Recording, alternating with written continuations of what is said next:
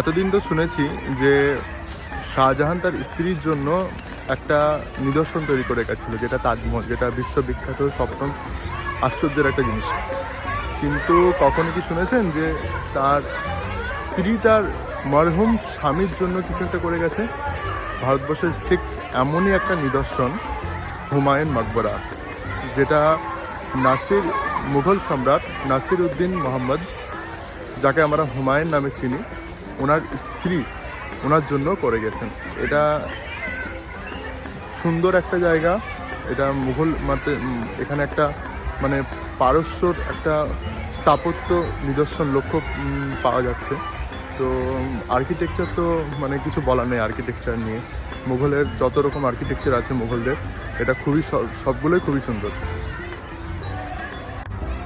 এটা তৈরি করতে খরচা হয়েছিল সেই যুগের প্রায় 1500 খ্রিস্টাব্দে। এটা তৈরি করা হয়েছিল 1530-এর দিকে, 30 থেকে 70-র মধ্যে। এবং এটা তৈরি করতে খরচা হয়েছিল সেই যুগের 15 কোটি টাকা। ভাবা যায় অঙ্কটা? অনেকটাই বেশি অ্যামাউন্ট একটা। তো এটা সম্পূর্ণ তৈরি করা হয়েছিল তার মৃত স্বামীকে উদ্দেশ্য করে, হুমায়ুন। এখন একটা খুব জনপ্রিয় একটা মানে ঘোরার জায়গা, যেখানে হাজার হাজার পর্যটক সকলে আসছে। অ্যান্ড সঙ্গে থাকুন, চলুন আজকে এই জায়গাটা এক্সপ্লোর করা যাক। আর এটাই হলো হুমায়ুন টম্ব যাওয়ার মেন এন্ট্রেন্সটা। এখানে আসলে আপনারা লক্ষ্য করবেন যে অনেক মানে স্কুলের বাচ্চারা এখানে ঘুরছে। তো অ্যাকচুয়ালি এখানে অনেক হিস্ট্রিক্যাল স্কুল বাচ্চাদের ভিজিট হয়। আর এর চারিপাশে খুব সুন্দর একটা পার্ক করা আছে, যেটা খুবই ওয়েল মেনটেন। অ্যান্ড এখানে অনেকেই সময় কাটান কিংবা ঘুরতে আসে। আর এটাই হলো সেই ঐতিহাসিক একটা জায়গা, যেটা অনেকটা তাজমহলের মতন দেখতে। অ্যাকচুয়ালি শাহজাহান এই ওপরে যে গম্বুজটা দেখছেন, এই কনসেপ্ট থেকে তাজমহলের আইডিয়াটা নিয়েছিলেন, এটা আমি শুনেছি। তো অনেক সুন্দর জায়গা, এবং এখানে একটা লাল পাথরের নিদর্শন পাওয়া যায়। এটা হলো এর ভেতর, হুমায়ুন মেন যেটা স্থাপত্য, এর ভেতরটা।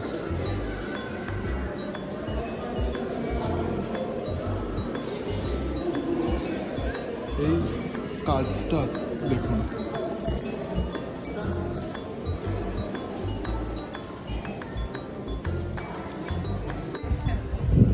এর উপরটাও ঠিক এতটাই সুন্দর,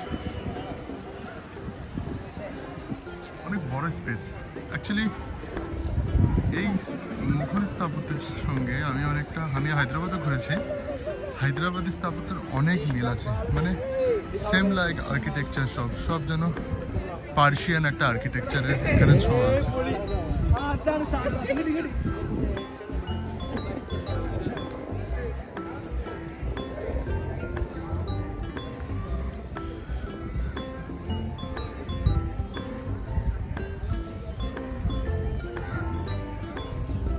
এখানেই শুয়ে আছেন মুঘল সম্রাট হুমায়ুন, যিনি একটা সময় পুরো ভারতবর্ষ শাসন করেছিলেন।